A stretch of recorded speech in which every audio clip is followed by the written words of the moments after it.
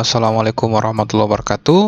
Jumpa lagi dengan saya Walid Umar. Pada video kali ini kita akan membawakan materi terkait tips untuk siswa-siswa SMK ya, TKJ, dimana ketika kita sekolah atau kita masuk ke jurusan TKJ itu tentunya kita akan mempelajari banyak hal ya, termasuk mempelajari dari proses bagaimana menganalisa permasalahan, bagaimana melakukan instalasi komputer, bagaimana melakukan perakitan, bagaimana melakukan proses instalasi jaringan sampai ke perangkat-perangkat keras dan perangkat-perangkat lunak ya. Jadi semuanya kita akan pelajari, dan pada video kali ini kita akan fokus membahas 7 aplikasi wajib ya menurut saya untuk siswa SMK TKJ ya. Jadi jika 7 aplikasi ini kurang, jadi silakan komen di bawah sebagai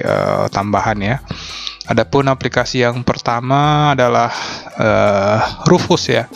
Rufus atau aplikasi yang biasanya kita gunakan untuk membuat CD, membuat bootable ya pada flash disk kita ya.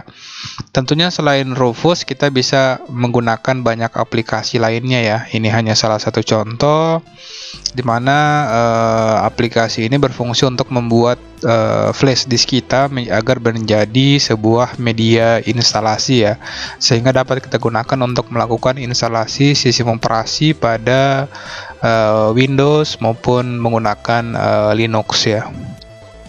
Oke, selanjutnya aplikasi yang kedua yaitu adalah aplikasi Cisco Packet Tracer ya. Cisco Packet Tracer itu biasanya diajarkan di kelas 11 TKJ. Ini biasanya ada di mata pelajaran yang berhubungan dengan jaringan, di mana kita bisa mengenal konsep dasar terkait komunikasi local area network dan jenis-jenis jaringan atau materi-materi lainnya seperti implementasi routing protokol dan lain sebagainya ya. Namun semua yang dipelajari di Cisco Packet Tracer ini hanya untuk device atau perangkat dengan vendor Cisco ya. Selanjutnya ada PuTTY ya. PuTTY merupakan aplikasi SSH client atau TTY client, di mana aplikasi ini biasanya digunakan untuk melakukan remote terhadap sebuah perangkat server ya, atau perangkat router yang berada pada jaringan, sehingga kita tidak perlu mengakses secara directly atau mengakses secara langsung perangkat tersebut ya. Jadi kita cukup menggunakan PuTTY untuk melakukan remote ya. Jadi selain melakukan remote, PuTTY juga mendukung berbagai jenis connection type ya. Di antaranya ada SSH yang paling populer, ada Telnet, ada serial console dan lain sebagainya ya. Banyak model dan tipe service yang bisa diremote.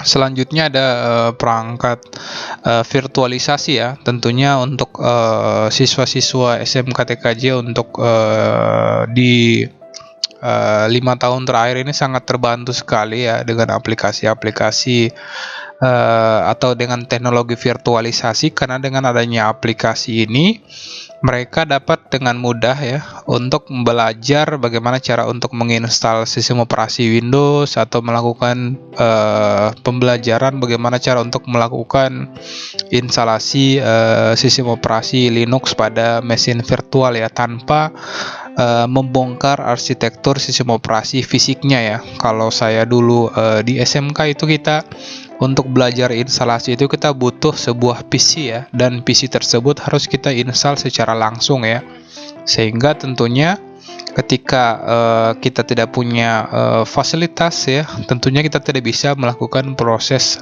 praktek ya secara langsung, karena sehingga dengan adanya teknologi virtualisasi itu memungkinkan di atas sistem operasi fisik itu berjalan beberapa mesin, atau kita bisa belajar metode instalasi tahapan-tahapannya secara detail.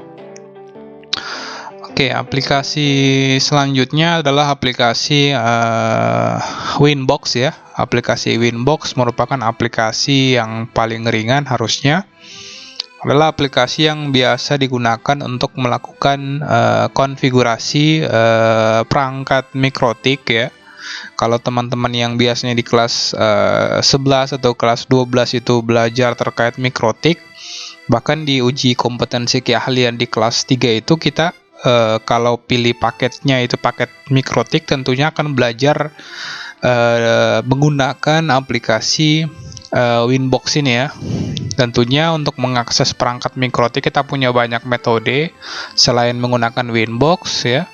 Kita bisa menggunakan SSH atau menggunakan PuTTY, kita juga bisa menggunakan web browser atau webfig ya untuk melakukan konfigurasi mikrotik. Namun pada umumnya orang itu mengakses perangkat mikrotik itu menggunakan Winbox ya. Selanjutnya ada WinSCP. WinSCP merupakan aplikasi atau layanan SCP client atau layanan remote transfer file ya antara PC client kita ke PC server ya, ke PC server atau ke PC orang lain yang punya layanan file transfer. Layanan file transfer itu biasanya kalau FTP itu jalannya di port 21 sama 20. Untuk SSH biasanya jalan di port 22 ya. Jadi kalau kita mau memindahkan file atau kita mau mengupload layanan web itu biasanya kita menggunakan WinSCP, atau yang sudah terbiasa menggunakan FileZilla sebagai layanan FTP client itu bisa menggunakan FileZilla. Selanjutnya ada GNS3 ya. Kalau tadi kita belajar saya sampaikan terkait Cisco ya. Namun kekurangan dari Cisco sendiri adalah kita hanya bisa belajar terkait vendor Cisco itu sendiri ya. Kita tidak bisa belajar bagaimana caranya untuk mengimplementasi konfigurasi secara umum ya pada lapangan. Kalau di GNS3 kita bisa mensimulasikan ya banyak vendor, bisa Mikrotik, bisa Cisco, bisa Linux dan Juniper ya dan lain sebagainya itu secara virtual ya, layaknya pada Cisco Packet Tracer. Oke, saya rasa cukup ya video tips aplikasi kali ini. Semoga apa yang saya sampaikan bermanfaat. Mohon maaf atas segala kekurangan. Wassalamualaikum warahmatullahi wabarakatuh.